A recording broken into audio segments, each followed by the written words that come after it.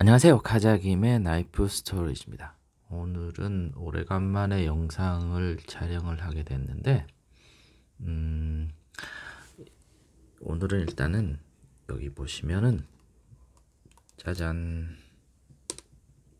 시계들을 가지고 왔습니다.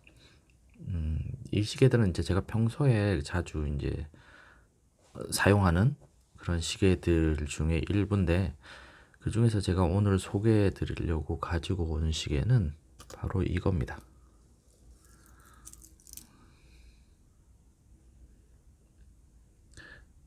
이 시계는 여러분들이 잘 아시는 시계 브랜드 중에서 태그 호이어라는 브랜드의 시계거든요. 근데 이제 그 많은 시계 중에서 제가 이 시계를 가지고 온 거는, 사실 이 시계는 제가 그래도 제법 좋아하는 시계고 자주 착용을 하는, 그리고 오랜 시간 사용을 해온 시계인데, 나름 괜찮은 시계인데도 국내에서 그렇게 뭐 이렇게 소개된 그 리뷰 영상이 없더라고요. 그래서 이참에 한번 그래도 괜찮은 시계를 소개해 드리는 것도 괜찮을 것 같아서 가지고 와 봤습니다. 시계는 이제 남성들이 어떤 EDC 용품 중에서 빠뜨릴 수 없는 한 가지잖아요. 그래서 이제 뭐 남자들이라면 하나 두 개 정도는 가지고 있게 되는 물건 중에 하나인데, 그 중에서도 이 태그 호이어라는 브랜드는 아시다시피 이제 지금은 꽤 그래도 유명한 브랜드죠. 명품 시계 브랜드로서.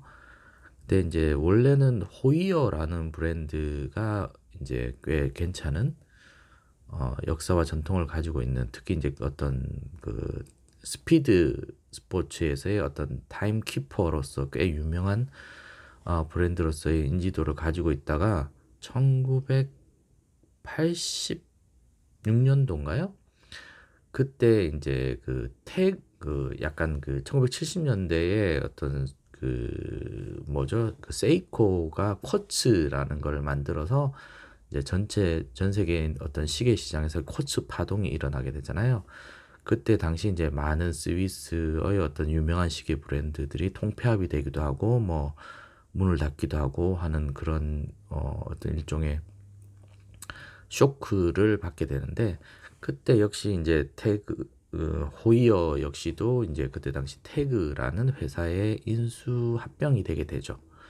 그러면서 이제 여러분이 지금 알고 있는 태그 호이어라는 브랜드가 탄생을 하게 되는데, 그게 이제 1986년도 정도죠.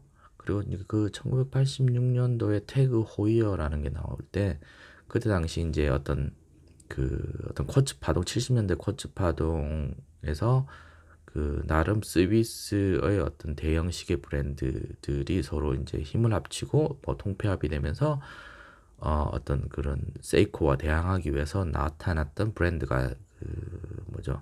스와치라는 브랜드죠. 지금도 어떤 스위스 시계를 대표하는 그런 브랜드로서 스와치라는 브랜드가 뭐 전 세계적으로 많은 어떤 시계 매니아들에게 사랑을 받고 있는데, 그 스와치가 처음으로 이제 스포츠 시계, 약간 캐주얼 스포츠 시계라는 개념으로 해서 약간 저렴하면서 어떤, 그러니까 그때 당시 어떤 고급 드레스 시계라든지 이런 시계의 어떤 고급 이미지를 탈피한, 그러면서 다양한 어떤 그 옷이라든지 그런 어떤 뭐 액티비티라든지 이런 데 맞춰서 쓸 수 있는, 그러면서 어떤 시계를 하나만 가지고 있던 시대에서 어떤 여러 가지 어떤 패션에 맞춰서 여러 가지 시계를 갖게 되게끔 만드는 그런 분위기로의 전환을 가져오게 되죠. 그 스와치의 어떤 성공을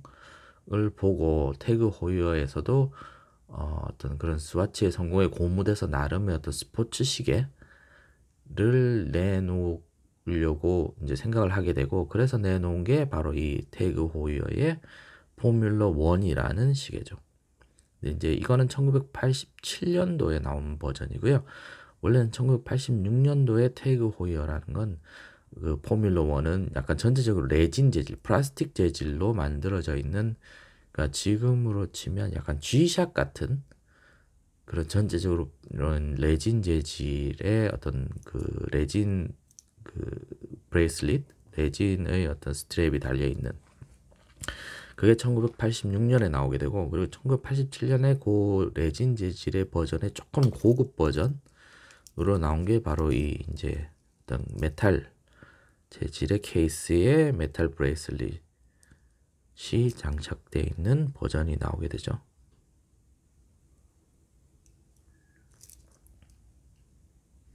그래서 이게 이제 쭉 나오다가 대략 1990년대 초반까지 나오고, 그 이후에 1994년 정도에 아마 이 태그 호이어가 그 뭐죠, 그 스위스의 LVMH인가요? 거기 루이비통 계열 그룹에 흡수되면서 잠시 사라졌다가 다시 이제 2000년대 초반에 포뮬러 1이 다시 나오게 되는데, 그게 이제 요즘의 포뮬러 1에 가까운 그런 형태로 등장을 하게 되죠.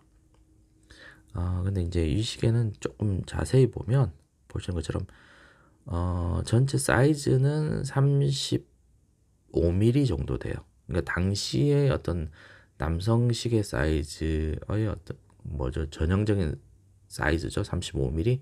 그때 당시 이제 여성 시계 사이즈는 28mm. 그러니까 요것도 포뮬러 1도 두 가지 버전으로 나온 게, 작은 버전은 여성 시계 사이즈 28mm 정도 버전과 이 남성용 시계 사이즈 35mm 짜리 버전이 나오는데, 요즘 시계에 비교하면 조금 사이즈가 작죠. 요즘은 거의 뭐 크게 47mm까지 갔다가 요즘은 다시 한 41mm에서 39mm 정도로 점점 작아지는 그런 느낌인데, 뭐 당시에는 이제 주로 사이즈가 35mm가 남성 시계의 어떤 전형적인 사이즈였죠. 요것도 이제 요거는 당시 그 어떤 세이코 쿼츠 파동의 주역이었던 세이코 쿼츠 시계 사이즈도 비슷하죠.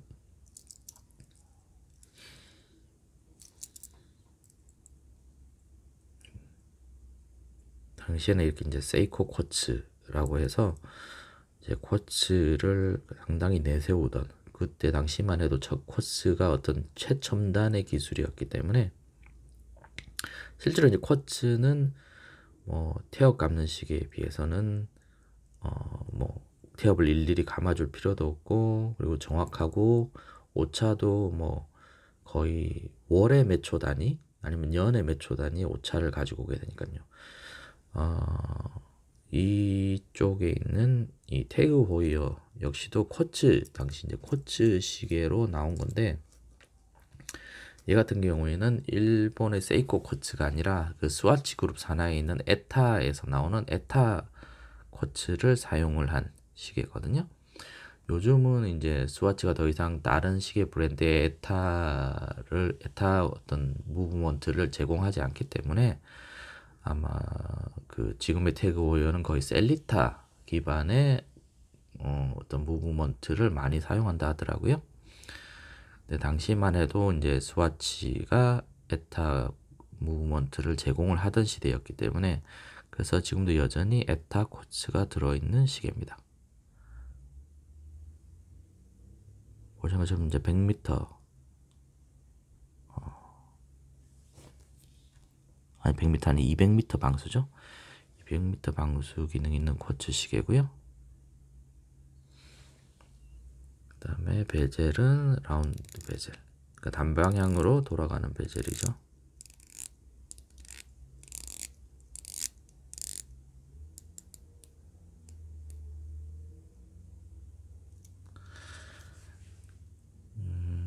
약간 일종의 그 포뮬러 1, 즉 그 스포츠 경기, 특히 이제 레이싱 경기를 대표로 하는 개념으로 하는 시계잖아요. 그러다 보니까 일반적인 그 레이서들이 착용을 하는 그런 시계로서 나오게 된 시계죠. 보시면 이 버클 부분에 이런 식으로 이중 잠금으로 되어 있고요. 옛날식 어떤 그 브레이스 클래스프죠. 그러니까 잠금 장치가 되어 있는 얇은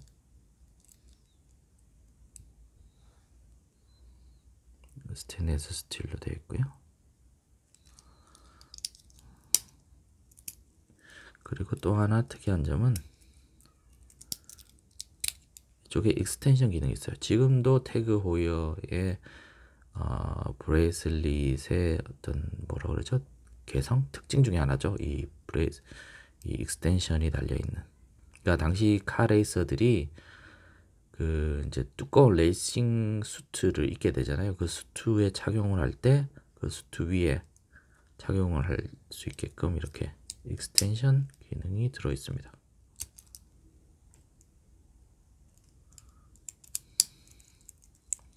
뒷백은 태그 호이어고요.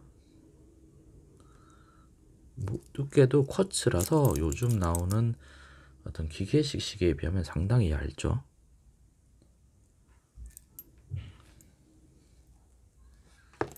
거의 1cm, 10mm가 채 안 되는 그런 얇은 두께의 시계입니다. 데이트 창이 있고요. 한번 착용을 해볼까요?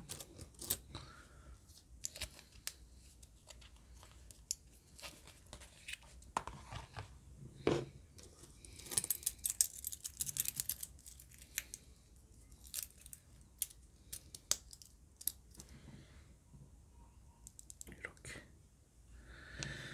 이런 식으로 되어 있죠.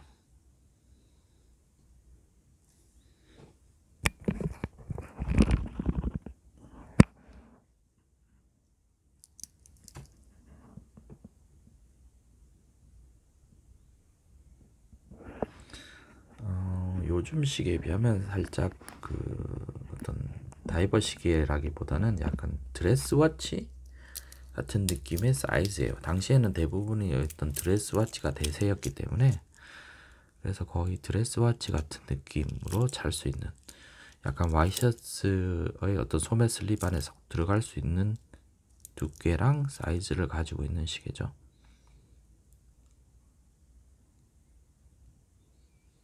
핸즈는 보시는 것처럼 이제 그 롤리팝 세컨 핸즈에다가 약간 그 롤렉스의 어떤 벤츠 핸즈 같은 느낌의 시침이 있고요. 분침. 기본적인 이제 야광 기능이 있는 인덱스로 되어 있습니다. 당시에 이제 요 시계는 다양한, 그러니까 좀 스포츠워치의 어떤 개념, 초창기 개념이었기 때문에 좀 다양한 컬러로 나왔었고요. 그래서 이제 각자 자기의 어떤 그 기호에 맞춰서 구입을 할 수 있게끔 했던 시계고, 그리고 이제 요 컬러는 일종의 이제 태그 호이어의 대표적인 컬러죠.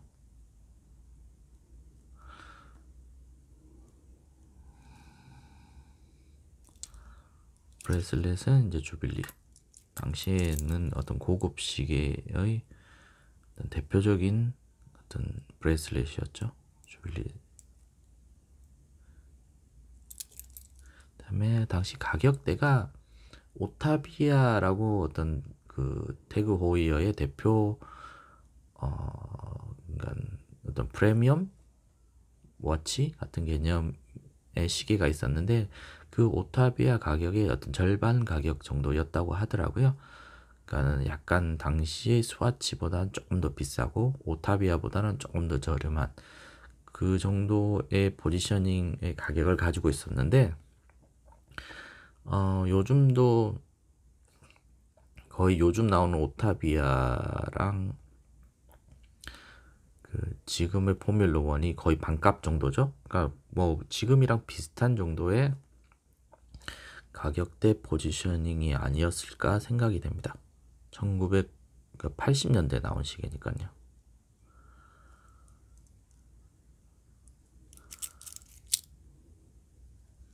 네, 제가 오랜 기간 즐겨 착용을 하고 있던 시계고 착용을 자주 하는 시계인데 국내에는 그다지 많이 알려져 있지 않는 것 같더라고요. 제가 아무리 인터넷을 찾아봐도 이 시계에 대한 국내 리뷰는 거의 없는 것 같아서 그래서 제가 한번 가지고 와 봤습니다.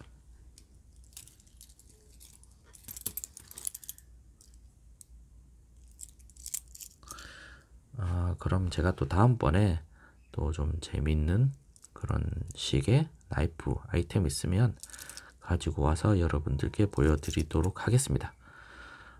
그럼 오늘도 카자김의 나이프 스토리지 시청해 주셔서 대단히 감사합니다.